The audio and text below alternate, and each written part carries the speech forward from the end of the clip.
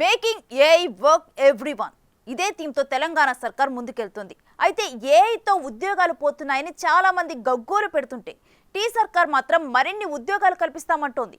అసలు artificial intelligence సమాజానికి ఎలా ప్రయోజనం చేకూర్చనుంది? దీనివల్ల ఉద్యోగ అవకాశాలు ఎలా కల్పించనుంది? ఏఐ రోడ్ మ్యాప్లో ఏం నిర్దేశించుకున్నారు? Let's watch it.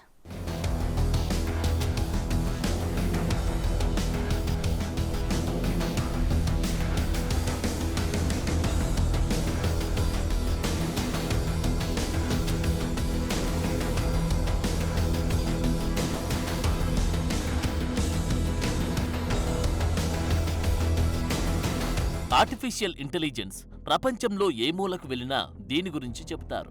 సరిగ్గా ఉపయోగించుకోవాలే కాని ఇదే ఫ్యూచర్ అని ప్రపంచ మేధావులే పదే పదే ప్రస్తావిస్తున్నారు. అలాంటి వ్యవస్థ తెలంగాణకు చాలా అవసరం. ఇప్పటికే ఈ మహానగరంలో ఐటీ, ఫార్మా, పలు సేవారంగ సంస్థతో అలరారుతోంది.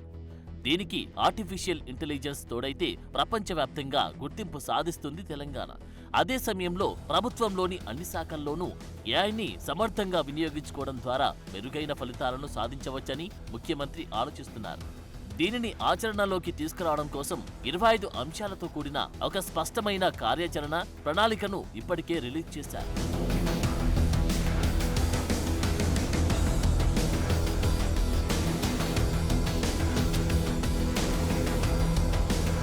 పెద్ద పెద్ద నగరాల నుంచి మారుమూల పల్లెల వరకు ఏఐ అందుబాటులోకి వస్తే అన్ని సులభతరమవుతాయి. హైదరాబాద్లో ట్రాఫిక్ చిక్కుల నుంచి పల్లెల్లో వ్యవసాయం చేసుకునే వారికి కూడా ఇది ఎంతో తోడ్పాటునందిస్తోంది. ఇంతకాలం అదృష్టం ఉంటే పంటలు బాగా పండి రైతులకు 4 డబ్బులు చేతికొచ్చేవి. కానీ ఏఐ వస్తే వీటికి చెక్ పడుతుంది. మెషిన్ లెర్నింగ్, సెన్సార్లు, డ్రోన్లు వంటి కృత్రిమ మీద ఆధారిత సాంకేతికతలు, ఉపకరణాలు వ్యవసాయాన్ని సులభతరం చేస్తున్నాయి. పంటల ఆరోగ్యం, నేల స్వభావం, వాతావరణ పరిస్థితులకు సంబంధించిన ఇన్ఫర్మేషన్ను రైతులకు ఖచ్చితమైన సమాచారం అందిస్తాయి. దాంతో సాగుకు సంబంధించి సరి అయిన నిర్ణయాలు తీసుకోగలుగుతారు రైతులు.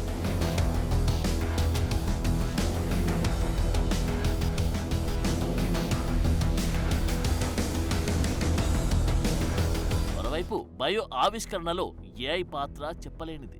జన్యు పరిశోధనలు మొదలు అడ్వాన్స్డ్ మెడిసిన్ వరకు అనేక విభాగాల్లో సంక్లిష్టమైన బయోలాజికల్ డేటాను క్లియర్ కట్ గా అందిస్తోంది.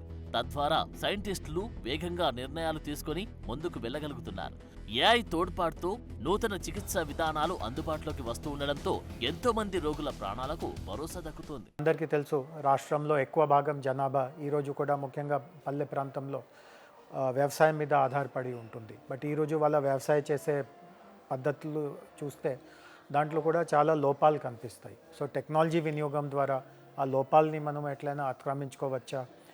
ఒక సుదూర ప్రాంతంలో, గ్రామీణ ప్రాంతంలో, ఒక మారుమూలలో ఉన్నటువంటి చిన్న కుటుంబంలో అక్కడ ఉన్నటువంటి సపోజ్ బడి వయసు కలిగిన పిల్లలు ఉంటారు. సో వాళ్ళకి మనం ఈరోజు నాణ్యత కలిగిన విద్య ఇప్పించుకోగలుగుతున్నామా?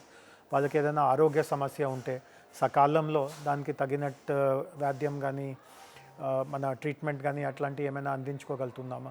సో సామాన్య ప్రజలు అవుతున్నటువంటి సమస్యల మీద, అదేవిధంగా ప్రభుత్వంలో కూడా చాలా అవకాశాలు ఉంటాయి. ప్రభుత్వంలో ఈరోజు 30 పైన విభాగాలు ఉంటాయి. ఈరోజు కూడా బయట అందరి మధ్యలో ఒక రకంగా నమ్మకం ఏముంటుంది అంటే ప్రభుత్వంలో కూడా చాలా చాలా ఇన్ఎఫిషియన్సీస్ ఉంటాయి. వాళ్ళు చేసే పని అంటే అందరూ అంటారు red tape, bureaucratic red tape, ప్రతి దాంట్లో అలసత్వం ఉంటుంది, కరెక్ట్గా వాళ్ళ దగ్గర వివరాలు ఉండదు, సకాలంలో నిర్ణయం తీసుకోరు. సో వీటన్నిటిని మనము అతిక్రమించుకోవడానికి ఈ ఏఐని వాడుకోవచ్చు. అట్లాంటి ఒక ప్రభుత్వం నుంచి, గౌరవ ముఖ్యమంత్రి గారి దగ్గర నుంచి, గౌరవ ఐటీ మినిస్టర్ గారి దగ్గర నుంచి చాలా స్పష్టమైన ఆదేశాలు.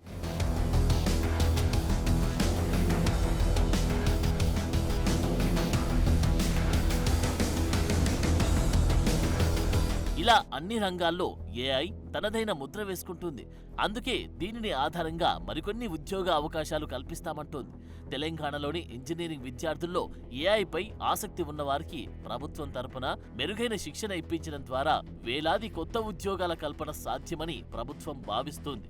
దీనికి అత్యంత ప్రాధాన్యత గల అంశంగా ముందుకు తీసుకుపోయే క్రమంలో 1,00,000 మందికి ఏఐపై శిక్షణ ఇవ్వడానికి ఒక ప్రముఖ అంతర్జాతీయ సంస్థతో తెలంగాణ ప్రభుత్వం ఒప్పందం కుదుర్చుకోవడానికి రంగం సిద్ధం చేసింది. ఇకపై ఐటీ శాఖ తరపున ప్రతి 2 నెలలకు ఒక వర్క్ షాప్ నిర్వహించి అందులో యువతను, విద్యా సంస్థలను, ఐటీ కంపెనీలను భాగస్వామ్యం చేసే దిశగా ఐటీ శాఖ సిద్ధమవుతుంది.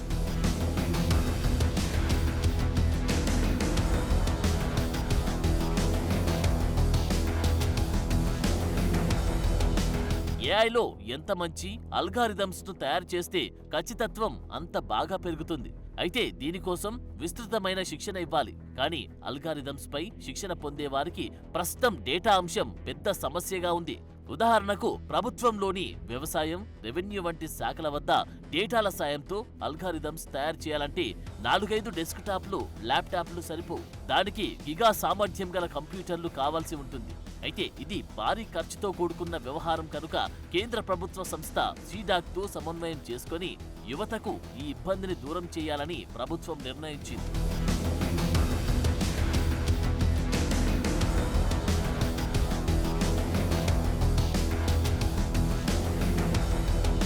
ప్రభుత్వంలో వేర్వేరు శాఖల్లో 30కి పైగా ఏఐ అప్లికేషన్లను ఇప్పటికే తెలంగాణ ప్రభుత్వం వాడుతోంది.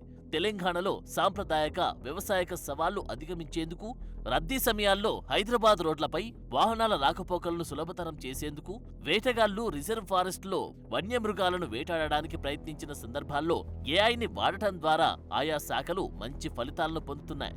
అలాగే కొత్తగా డ్రగ్స్ కు అలవాటు పడే క్రమంలో యువకుల్లో వచ్చే మార్పులను గుర్తించడానికి ఏఐని వాడుకుంటున్నారు. ఇప్పటికే సుమారు 50 మందిని ఈ టెక్నాలజీ సాయంతో గుర్తించి వారికి కౌన్సిలింగ్ అందించడం జరిగింది. ఇదే విధంగా ప్రభుత్వ సేవల్లోనూ దీనిని బాగా వాడాలని ప్రభుత్వం భావిస్తోంది.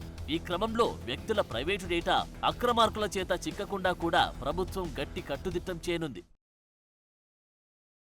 We will democratize data access by making anonymous government data widely available, fueling AI innovation while ensuring stringent data privacy and security measures. Infrastructure alone, however, as said by our special CS Jayesh, is not sufficient to drive the innovation we aspire to achieve. This is why we are forging partnership with leading universities and the corporations to ensure that the AI research in Telangana is deep and broad, fostering an environment where ideas can flourish and transformed into real-world solutions. We would like to support AI-driven workforce transformation. We would like to promote AI literacy and public engagement.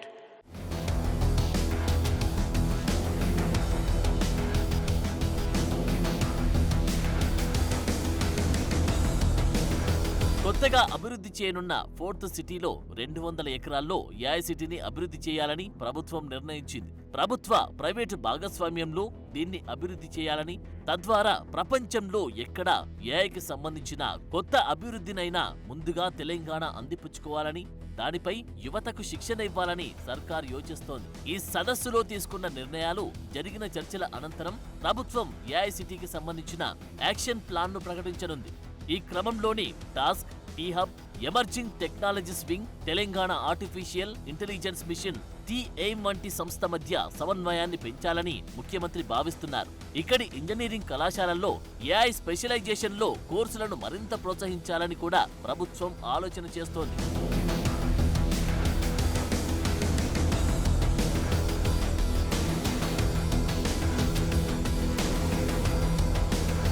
ఉపాధి కల్పనకు, ఆర్థిక ప్రగతికి అత్యంత కీలకమైన తయారీ రంగంలోనూ అనేక మార్పులకు ఏఐ మార్గం సుగమం చేస్తోంది. ఉత్పత్తి విధానాలు, నాణ్యత, సామర్థ్యాల పెరుగుదలకు ఏఐ తోడవుతోంది. సిబ్బందికి తోడుగా రోబోలు పనిచేస్తూ ఉండడంతో ఉత్పాదకత పెరగడమే కాకుండా మానవ తప్పిదాలు తగ్గుతాయి. సో ఓవరాల్ గా ఏఐ తెలంగాణలో పెను మార్పులు తీసుకువచ్చి సరికొత్త చరిత్రకు నాంది పలకనుంది. Let's welcome AI with long life.